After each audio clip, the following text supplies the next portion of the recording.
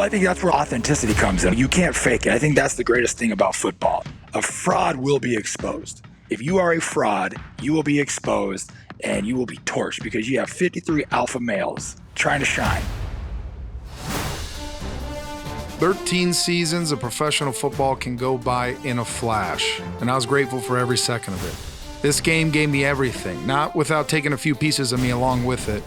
Playing offensive line, it's been one of the most rewarding and fulfilling experiences of my life. Now, thanks to Audible, I look forward to sharing insights and stories with you of our favorite NFL stars and, of course, the fraternity of athletes that protect them. Offensive linemen are eternally bonded, and I am proud to forever be a part of the blocking brotherhood. I'm Ryan Kalil, and this is Block Forever.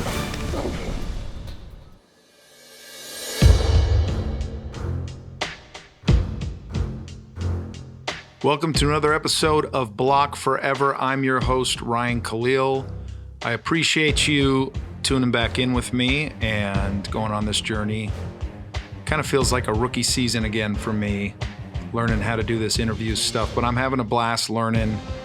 I'm asking players I've never met before, old teammates of mine, things that I probably should know but don't, and I'm learning a ton, even after 13 years in the National Football League.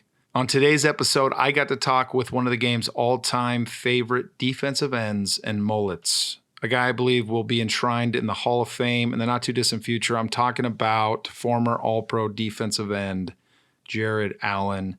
Jared is a hero of mine, but early in my career especially, and he's somebody I got to play with in Carolina in his final season. As you probably know, Jared is one of one. For those of you who don't know the Jared Allen experience, he's as hilarious as he is authentic, and as the NFL world saw in his retirement video, when he literally rode a horse off into the sunset, he's a guy who just seems like he's from a different time period. And I've always loved that about him. He's an old soul like me. I think he would have fit right in with the famous Vikings D-line in the early 70s, the Purple People Eaters. Jared and I covered a ton of topics I've always been curious about, but never asked him. Things like his ability to time up the snap count, relationships with referees. There was a high school prank that I did not know about that cost him his scholarship. And apparently he channeled Will Smith to help him talk trash. He's one of the all-time best trash talkers I ever played against. Something else we talked about that I think many of us, even as we play, take for granted is defensive line stunts, or games as we call them. This is sometimes a defense, they have players like Aaron Donald or a Jared Allen in this case who can line up against your best offensive lineman and beat them one-on-one. But sometimes defenses lack the talent to do that, so they build into their schemes stunts or games where essentially defensive linemen are required to rush into different gaps and pick nearby offensive linemen, almost like a center in basketball, essentially just cause chaos so that another defender can rush free while the O-line is scrambling, trying to pass off this chaotic crisscrossing of defensive linemen. Some defenses are really good at games. Others require games to try to cause mismatches that they can't produce doing one-on-ones. But every now and then, a defensive scheme would be called that was the perfect opportunity to take a play off in terms of you're dog-tired blocking your tail off against a really great pass rusher. And I've seen it from time to time, too, where they know it, you know it, they got you on the ropes a little bit, and sometimes play callers overthink things, or they can't always see exactly the minutia of individual battles happening in the game, and they'll call a stunt or a game that probably would have been better for them had they just let the guy rush a really, really tired offensive lineman. So Jared and I got to talk about some of the tactical stuff around that, pros and cons of these games, and really how he feels about defenses calling them too often. So let's get right into it. I hope you enjoy my conversation with the one and only Jared Allen. All right, Jared Allen, we aren't playing anymore. We're out of the league. I don't know if you know that. You're only like 4 years younger than Tom Brady, though. How come you're still not playing? Yeah, you know what? Because he plays a position that doesn't require a whole lot of physical, well, not physical talent. I shouldn't say that's not the word. It's abuse, physical abuse. How many times did you play against him? A handful, goodness, a handful. Let's see, at least, goodness, at least probably 4, 5 times maybe. You know, the question I get a lot, well, just my whole career, but especially now that I'm not playing, the question I weirdly get the most is, who's the best trash talker you ever played with or against? And you're always, the images I have and the memories I have of playing against you and with you always come to mind. Can you talk a little bit about your trash talking and your ability to really just absolutely mentally assault guys? Yeah, I was a lot better at it when I was younger, right? And then when I, tried to, stop cussing to be a better role model for, just human beings in general, it made it a little tougher. So you actually got to get more clever. So, like, I appreciate Will Smith being able to rap without cussing because it actually shows a bit of truer talent. No, I always thought my old concept behind it was if I can get you focused on me, then it makes my job easier, right? I could take advantage of a mistake. That is just fun. It's just fun to insult somebody, especially like after you beat them, or I don't know, it made the game fun, made it more interesting, kept me involved in it more. So yeah, you just try to find a way to expose people's sensitive side and then just needle them. You were always somebody who, whenever you would trash talk, you would kind of get me out of my zone in a like a hilarious way versus like a guy who's trying to dig deep and get personal. Yeah, I think it's more fun. Like, I like to have fun with it and laugh with it, like kind of do it in more of a subtle way, especially older in my career. But yeah, if I can get you talking, for example, I mean, if a dude's running his mouth and you might get from an O-line standpoint, he might block you a few times, then you get a sack. You're going to quietly whisper in his ear, be like, hey, shouldn't you be over there, picking your quarterback up? Like, that's totally your fault. You know what I mean? Like, your whole team is mad at you right now. You just cost them a third down drive. Like, this is your fault. There's no one's fault but yours. Like, you thought you were good enough, but you're clearly not. So I'll never forget one of the first trash talking I ever had. It was my rookie year, for my very first preseason game. We're in New York, right? And I don't even remember the tackle's name, but he is running his mouth like, obviously he was more of a veteran guy, and he said, "Oh, you ain't going nowhere, Rook. You ain't going nowhere, Rook." And I get a sack on Eli, right? And I remember walking back to the huddle. I was like, that must even suck for you more because I'm just a terrible rookie. You're probably getting cut now. And his head just like hung, like just so defeated. I'm like, yeah. So that's kind of like I like to do, like poke fun, or especially my favorite is when a quarterback, like Tom, you mentioned Tom Brady, he would yell at his O-line, and I would just be like, "Uh-oh, Daddy's mad!" Like, "Uh-oh, someone's in a timeout." And what would somebody like Tom do? Oh, they might start chuckling. They don't really, the quarterbacks don't really pay too much attention. That's why I love playing against Phillip all those years. He would just run his mouth back. Or Jay, even Cutler, he'd get all pissy when he was with Denver. And what about other teams? Would you mess around with quarterbacks making calls at the line? Yeah, because most, as like line calls, they may be different, but they're all the same. You know what I mean? Like I for some reason, and I get it because there's a lot of dumb D linemen out there, right? Offensive linemen naturally, for those listening, offensive linemen naturally think they're smarter than D linemen, and in most cases that's correct. But at some point, you can only use a word that starts with L or R so many times to know if you're sliding right or left. Right? That one, or my favorite one, is when you guys run games and you're trying to decide who's going to go first, and you call out your school that you went to. So like your number, yeah, you're like, come on, or like, no, we're going to use the first number of theirs, and I'm just like, stop, just stop. And I mean, it doesn't even matter what game you're running. You ought to just told them you're running a game. But what's worse, that or the dumb offensive lineman who's heard it 20 times and still hasn't caught on that, hey, guy, when he calls Miami, the guy from the University of Miami is going first. Or just when these two are talking to each other, there's most likely something going on over here. You've always been a hero of mine, and I was so excited I got to play with you in Carolina and see it up close. But you were always a hero of mine, not only in the way you played the game, and obviously you're one of the best to ever play defensive end, but just in the showmanship of it. You reminded me and a lot of players about, oh yeah, this is a game and how fun this is. And I always found that contagious. And so I was grateful I got to see it up close. But can you just kind of talk more about the Jared Allen experience for people that aren't familiar with it? Yeah, I play my best when I'm having fun, right? And it's too bad we didn't get to play like in more of my prime where I wasn't breaking my back and foot and all that good stuff. But I still had a blast. In Carolina.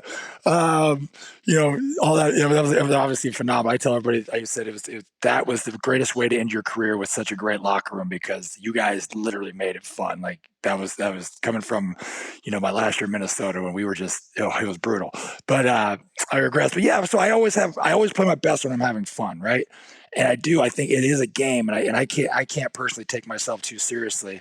It was like when I grew my mullet, you know what I mean? Like I started out with a bet with a financial guy, and then all of a sudden, it took off. And next thing you know, I led the league in sacks. And it's like, well, now I got to have a mullet. And the team got involved. They're throwing racing stripes in my head and all this and nonsense. And here I am. Still, now I'm like the mullet just happens to fit my gross face, so I just keep rocking it. So most of that came about organically. There wasn't like some master design. You weren't like it is all inventing organically. this character. No. So I was in the locker room with Tony Gonzalez my rookie, right, my first 4 years, right? And Tony, I mean, he's meticulous. He won't give an interview until his hair is done, he's dressed, because that's how he wants to represent himself, right? Right. I'm authentically me all the time, right or wrong. Anyways, so I mean that's just because it's locker room stuff, right? Sure. You're just in a towel giving interviews. So no, I did it. It's all organic. I just like to have fun. That carried over onto the locker room and onto the field, and it was that way in high school. Like me and my buddies used to have blindside hitting contests, right? Just like, hey, I got $5. Says, I get 10 blindsides and. Poor kids.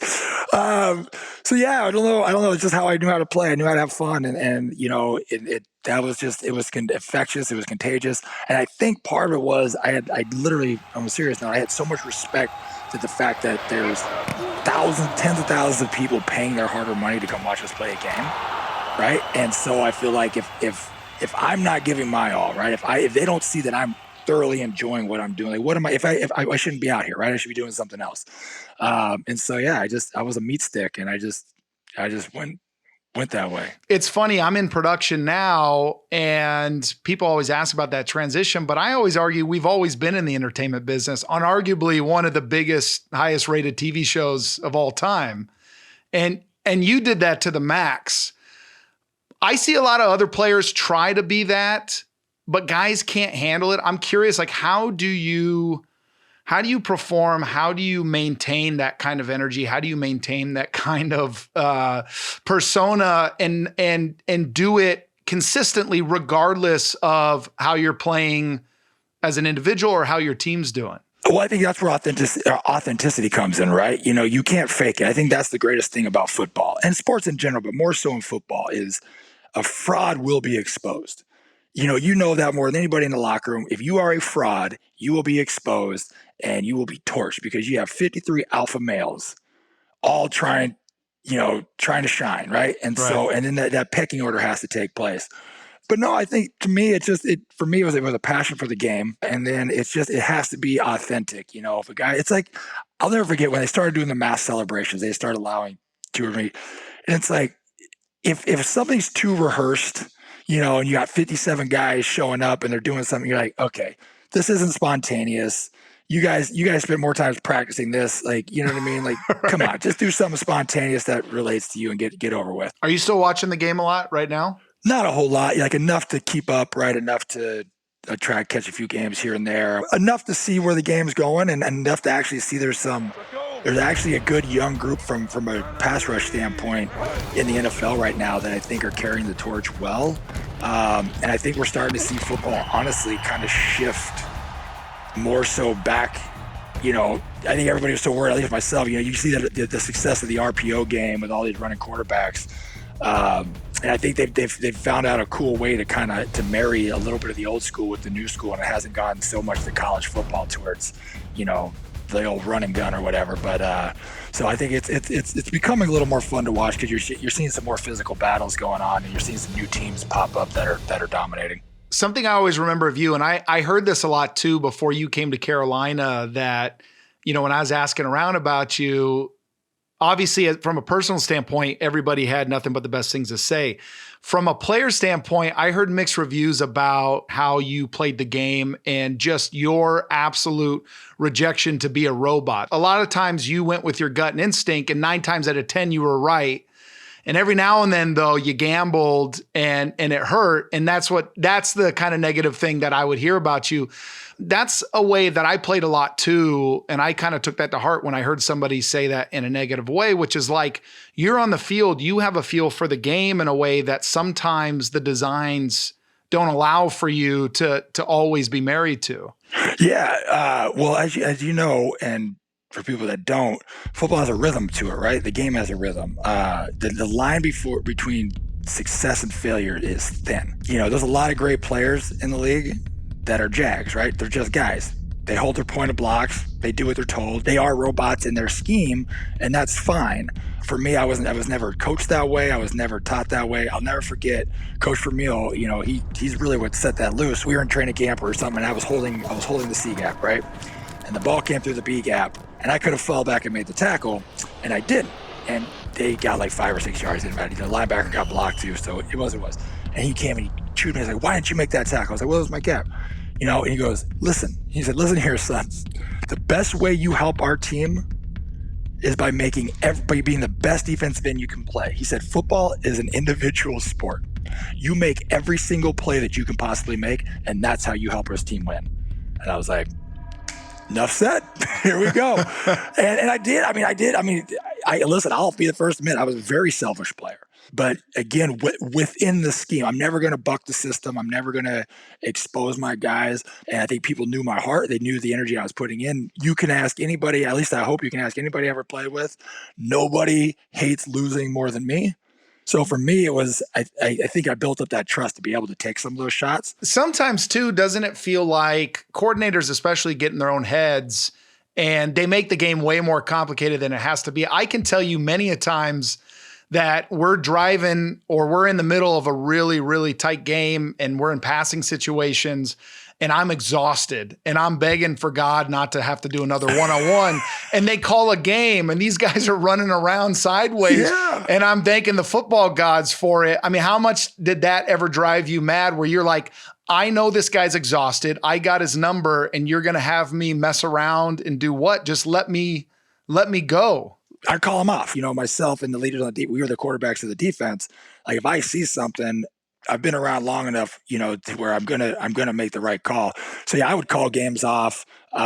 Listen, it's no secret that I had my fair share of quarrels with coaches, and never meant for disrespect. I mean, it's just passion about, you know, listen, you're out here behind a clipboard. I got to live it. Right. So if you're doing something or calling something stupid that's putting me in a position to look bad, we would just check 2. Right. No one plays cover 2 better than us. So, coach, we might be in 3rd and 7, and they have some stupid fire zone blitz on, or we're in man. We're like, it's just check 2. Oh, I saw something, coach. We saw something, right? Back shifted, whatever. Just check 2. So that was the fun part. When you play for a veteran team, you can kind of take over that. But yeah, I mean, at some point, I always say coaches have bigger egos than any player ever has, and the best coaching staffs and players that I've been around know how to balance those, know how to work, right? I have to be able to trust the coach is going to make the right call, but at the same time, they have to trust that if one of their leaders on the team sees something, that you got to let them roll with it. Otherwise, if you're just a placeholder for whatever's drawn on that card, you know, that to me is, I'd rather go do something different. You were one of the best at getting off the ball. What was your secret to timing a snap count? What were you watching for? Where did you learn how to do what you were able to do? So I actually learned from Derek Thomas. You know, obviously he wasn't around when I was there, but when I came into Kansas City, I used to watch endless tape of Derek Thomas, Leslie O'Neal and stuff, and I could never understand how fast he could get off the ball, right? And my coach told me, he said he's not getting off on the ball. He's watching the quarterback's hands. Every quarterback, right as they're about to ask for the ball, they drop their hand, right? They drop their bottom hand. So if it's in shotgun, look at the play clock. All right, Harris to go. If the play clock's under 5 seconds, it's coming on the next. It's coming on the next sound. And so again, it's one of those things. I'm going to roll the dice, right? If I'm wrong 4% of the time, then it is what it is. But so yeah, I would watch the quarterback's hands.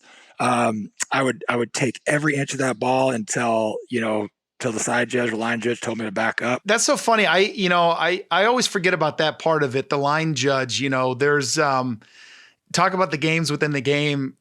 Some players are really great at this. Some players, for whatever reason, never thought twice about it. But the relationship with the refs, just even at a respectable level where you sort of like acknowledge them as people on the field and not as assholes that are enemies of you. I did this a lot. I think a lot of calls went my way because of this. I didn't always get calls. And some of those guys that I would try to just have a respectful relationship with, at the very least, give you the benefit of the doubt. It doesn't mean that they don't still call things on you, but was that a big part of your game? 100%. I knew names of all the officials that came. Yeah, through. Same. They give you that sheet before every game, and I would study that just like I would a defensive roster. Yeah, and guys used to think that was so weird. Yeah, because there was the one umpire. He was an older gentleman, but he was like grumpy old SOB, right? But I would always, give him the old, butt slap for the game. Hey, Gary, whatever, chop it up with him. I knew Ed Hockley from Arizona. All that, you're not like you're hanging out in the off season, but hey, Arizona guy, what's up, Ed? This, that, and the other. Did you like Ed? I didn't like Ed. I always thought Ed was a dick. I had no problem with Ed. The only time me and Ed had a problem. I always thought Ed was a meat stick, and I have specific situations complete meat sticks, but I didn't have a problem with him unless again, I was looking for the benefit of doubt on those close hits on the quarterback, right? So I always had to keep the umpire and the side judge and a lot of those guys kind of even they're cross holding those holding calls good. But I think just human nature. If you're a jerk to somebody, you're not getting. If it's a close call, you're not going to get it, right? And again, if you're polite and respectful, guess what? Maybe they're going to give me a neutral zone warning versus throwing a flag on me. So yeah, I use that as a part of my game as well. And then I also use them to ask, right? Like before the game, like, hey, could you? I'm going to take every inch of this ball. Could you, if I'm over, just holler at me and I'll scoot back. You know what I mean? I'm not trying to get a head start just because, you see the wide receivers and DBs hand checking to see if they can get, if they're onside or offsides. So people don't realize you can ask the ref, dude, am I onside? Am I offside? So sometimes I'd peek down the line. He might tell me to back up, right? Like, hey, where are we at? So yeah, I try to use every advantage as I could. I used to do this a lot. I'm curious if you did too, talking about trash talk and just the mental warfare of the game. I would talk about guys to the ref knowing they were right there and I would talk about them as if they weren't there. Oh, yeah. It's like, dude, this turd just holding me the whole time. Come on. I'm not holding. Oh, come on. You are. He's lying to you, sir. Oh, my gosh. Yes, all those are the best. One of the reasons why I'm doing this show is because I'm really fascinated with building a winning culture in the National Football League. It's such a hard thing to do to win in the NFL, as you know. So I've been really exploring a lot of this stuff, especially behind the scenes in the front office, and really trying to understand that part of it, which I always took for granted and never really kind of looked at as intently as I probably should have. I'm curious, how involved were you, especially as you got older? Well, just like kind of being involved in the conversation with the front office about what kind of players to bring in, where the team's going, if there's any specifics, examples of that you have that you remember in your time. Yeah, Minnesota that's where, I had the best relationships. Chicago, I tried, but they didn't. They got rid of the front office when I was there. So all right, I'm leaving too.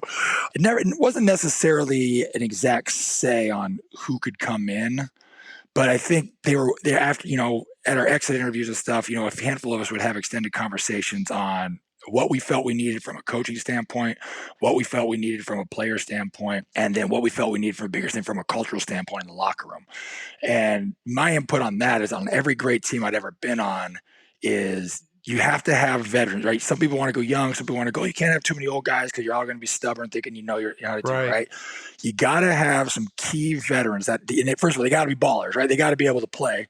You got to have some key veterans in certain spots that can really set the tone for your locker room, but also then you got to have the young guys that are up and coming, that are pressing and that are having fun, but still respect the old guys to not take it too far, right? To where if you have to check them, and then the coach has to have, he has to have a feel for that, but he's kind of got to let that go a little bit.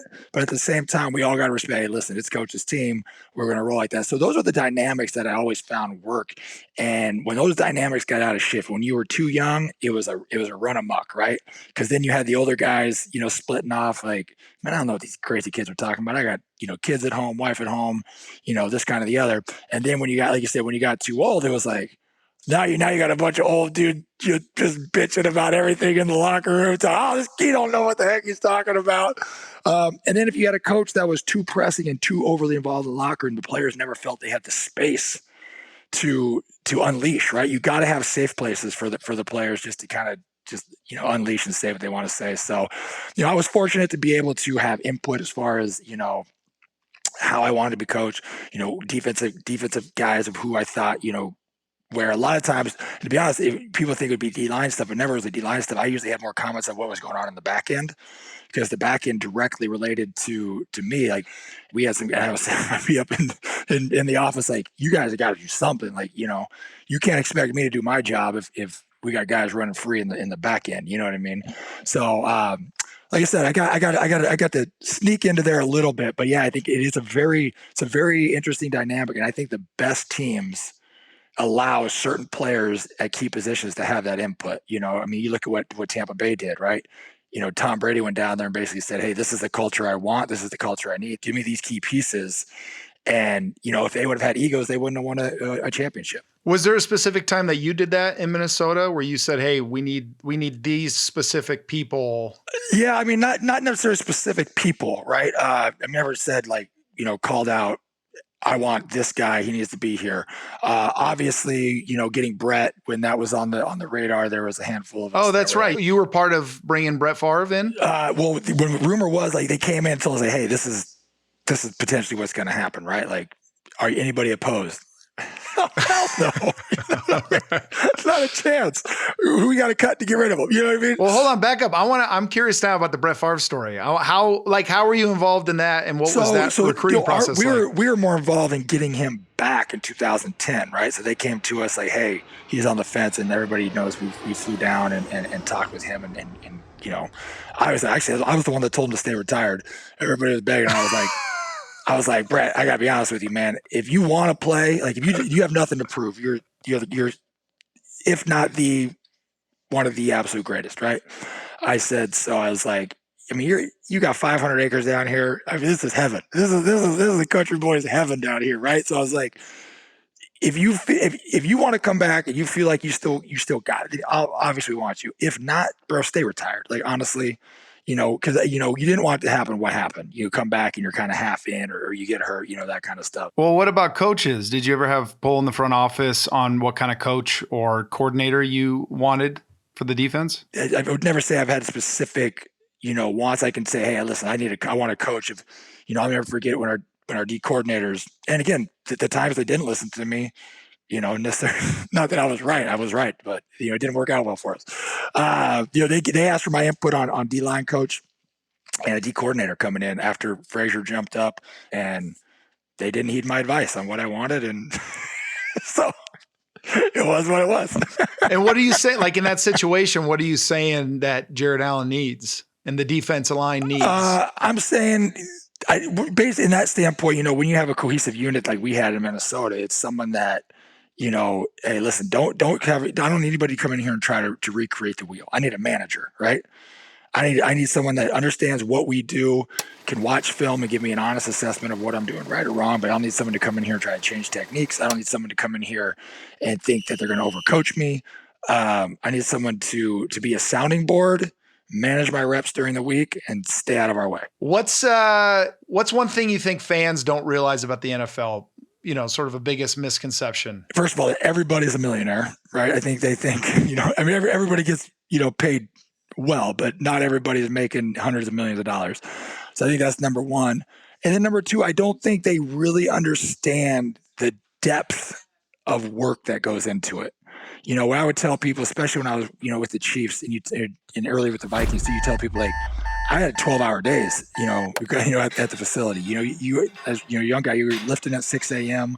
Then you have special teams meetings. I don't think people realize the depth of work that goes in to prepare for Sunday.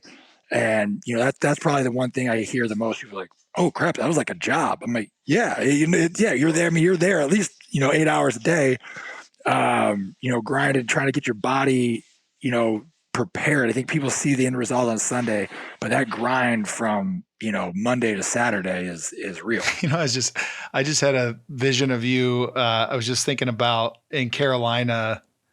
You're such an old. I wish there was more old school guys like this. I feel like the NFL's changed so much. I sound like such an old man saying that, but I always remember you coming into the weight room in your sandals, holding a coffee, and you'd go right to the leg press machine, just knock out like 10 sets of leg press. Oh, dude, they don't make guys like that anymore.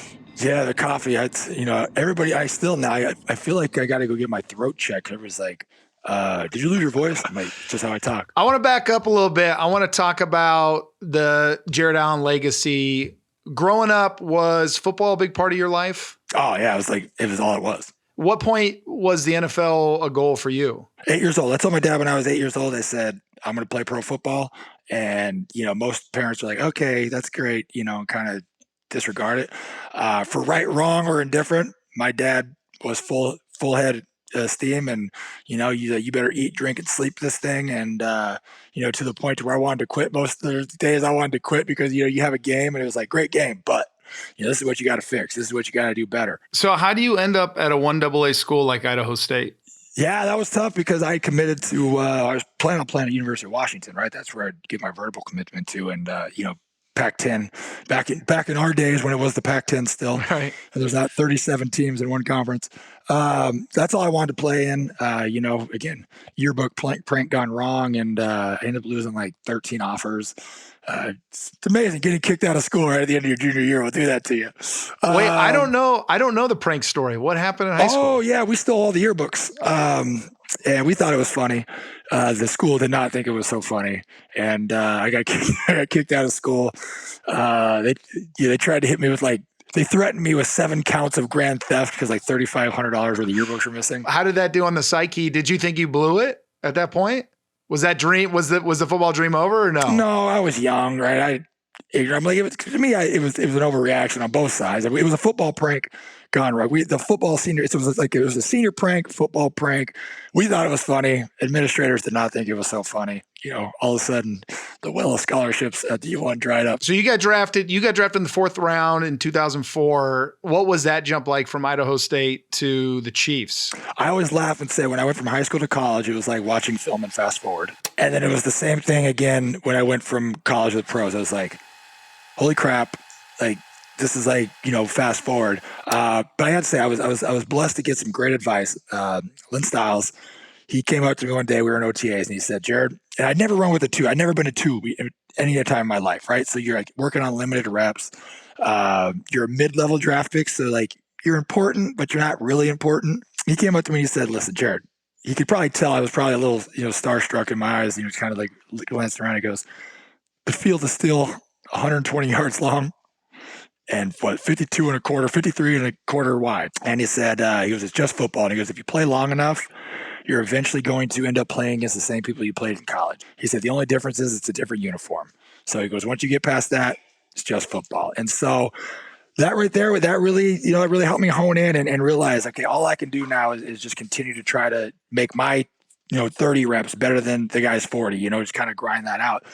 For me, I took all the pressure of you're a small college guy, you can't make it. And I used it to my advantage. I just played with a chip on my shoulder. I wanted to, I was drafted 126 and I hated 125 people ahead of me. And I wanted to prove everybody wrong that I should have been a 1st-round pick and that I was better than, everybody else that got drafted ahead of me. That's amazing. And you pay that forward, I'm sure, to younger guys who would come in, right? Oh, absolutely. From that standpoint, yeah, I always tell guys all the time, like, just play ball, right? What got you here is good enough. It really comes down to hard work. I try to tell guys all the time, like, just put the work in, right? Whether it's studying film, whether it's your craft, or, I made the mistake again. I had a great coach in Bob Karmelowitz.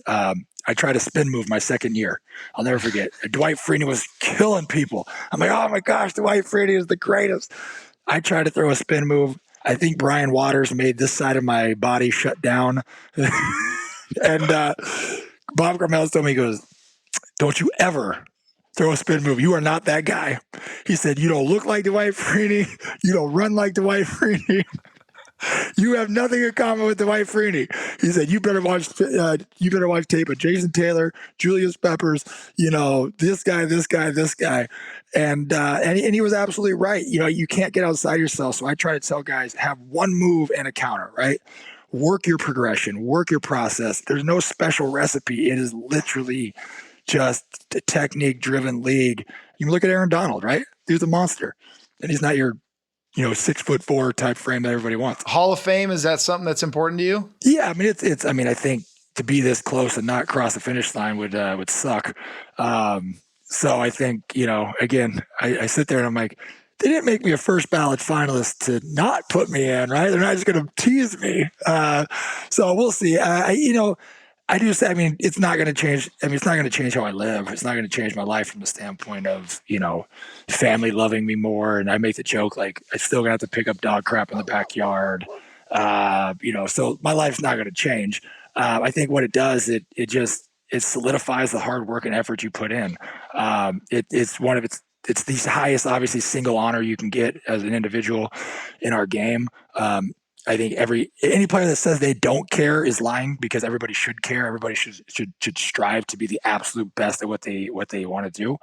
But again, I think it's one of those things where I've come to terms, and it's just humbling to be in the conversation. It's surreal that something I did so many years ago still holds the test of time, at least enough for people to talk about. And yeah, so obviously it will be one of the greatest honors bestowed upon me if I get it. But there's literally nothing I can do to do it. So I think that's what's the weird thing. Like, it's not like I can campaign for votes or anything like that. You just have to sit there, put a smile on your face, and try not to be too disappointed when they tell you no. Like, oh, the knife, and then just go on about life. Well, I love you, pal. I wish you the best, and for whatever it's worth and whatever value it has, this is an official Jared Allen Hall of Fame endorsement. You're one of my all-time favorites. Still remain one of my heroes. I appreciate it, man. I appreciate it. Right back at you, bud. Great talking to you. You can listen to Block Forever and other sports content on Audible. Audible is the home of storytelling, audiobooks, originals, podcasts, and more. Start listening free at audible.com.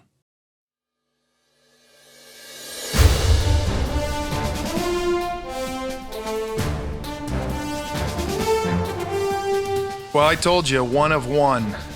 Jared Allen, so appreciative of him to come on. And a reminder to tune in, new episodes, Block Forever, each and every Wednesday. And finally, a reminder to check out the Bengals hosting the Dolphins this week on Thursday Night Football on Amazon Prime Video. I'm Ryan Kalil, and this is Block Forever.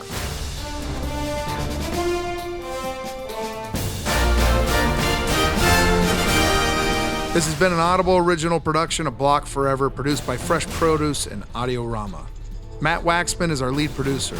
Sound design and edit by Kenny Holmes. Our producers are Kenny Holmes and Matt Schrader. Production assistant Ben Gerstel. And our talent booker is Kristen Dunn. For Audible, executive producer Pat Shaw. For Audiorama, the executive producer, well, that's me, Ryan Kalil. For Fresh Produce Media, executive producers Colin Moore, Joe Killian, and Jason Ross. Head of production, Elena Bobitz. Our supervising producer is Jamila Zara Williams. Production coordinator, Henry Koch. And our production manager is Herminio Ochoa. Special thanks to Powerhouse Capital and Mikey Fowler. And I'm your host, Ryan Kalil.